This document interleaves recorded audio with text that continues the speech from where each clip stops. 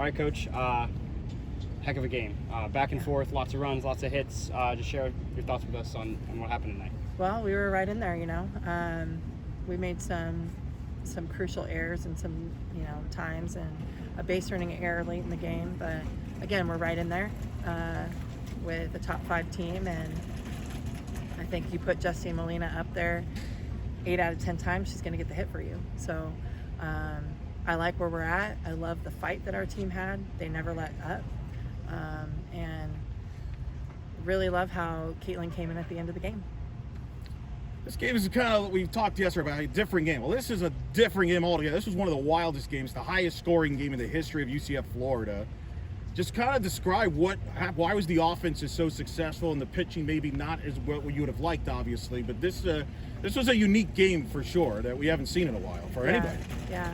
Well, I think, if it happened on both sides, there were a lot of walks in the game. And so it took a while for both sides for the pitchers to find the strike zone. And so when that happens, you usually miss over the plate and there's a lot of hits. But, we play each other quite often. In the fall, twice in the spring, and so we know each other, and it's just now a matter of the pitchers executing, and both sides, the hitters did a really good job.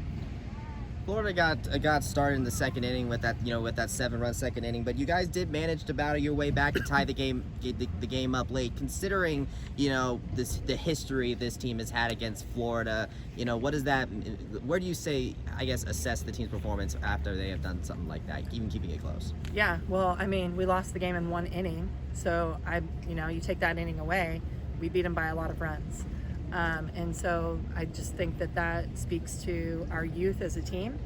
And, our pitching, we have dominant pitching, and we didn't execute in that inning. But Kama came back in and kept us in the game and, turned the momentum around for us. And so, if we had that execution that she had in those 3, 4, 5 innings, this would be a different ball game. So I just think it's learning, and it's early, and we'll get another go at them. Yeah, can you talk about Kama a little bit? Because obviously, she got started, then came back in. What did you kind of talk with her about during that kind of brief intermediary period between her first and second appearances this game? I've just simply told her that they have to be able to beat your best.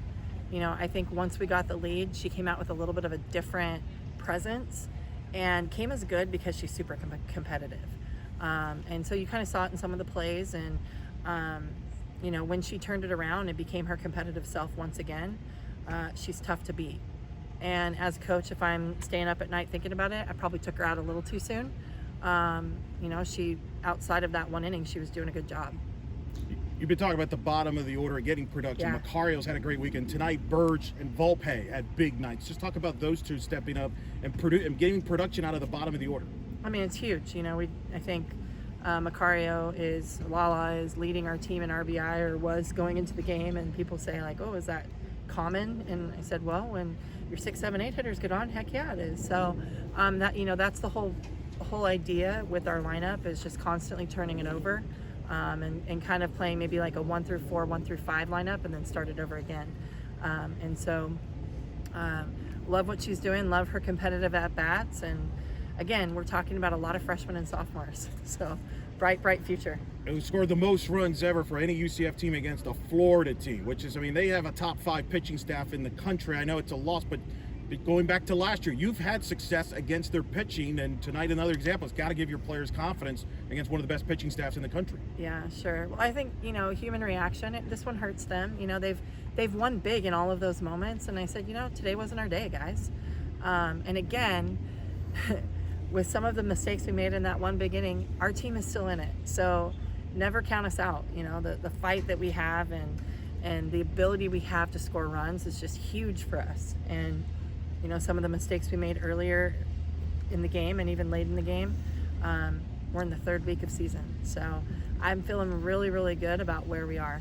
Is that the message to the team, kind of clean up some things defensively? Look, there were some calls, could have bang. If it goes the other way, we have a different result. This was a coin toss game. Yeah, absolutely. I think just learning to keep the momentum in our hands. And we talk about playing a momentum of innings. And like I said, that, second inning, it's a different ball game if we get rid of the top of the second inning. But when that's this game of inches, game in one play, game in one pitch. Florida's ended up cycling through 4 pitchers as well. Can you talk about what about this pitching staff maybe helped this offense get to double-digit runs this game? Yeah, I just, instead of thinking about who's pitching, we just talked about what's our approach offensively. And, putting the ball in play, being tough outs, matching up what they're trying to do against us. And, our lefties are really coming around where they're becoming a true triple threat. You got Elise Volpe, Lala Macario, Denali Shotpocker.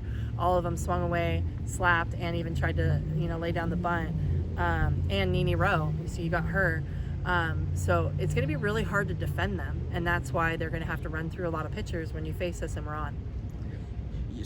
So what do you tell the team about, because obviously you got one more game in this tournament tomorrow against Oakland. You cycled through four pitchers. So how do you game plan for tomorrow night's game after tonight? Yeah, I just told them, keep your chin up. You should be proud, because there were a lot of things that didn't go our way, and there were some things that really did go our way. But it's early, and we got to stick together, and we got to take care of each other. And tomorrow's game is a big game. The most important game is our next game. And Oakland's a very solid team. They have played solid ball since they've been here against all of the teams here.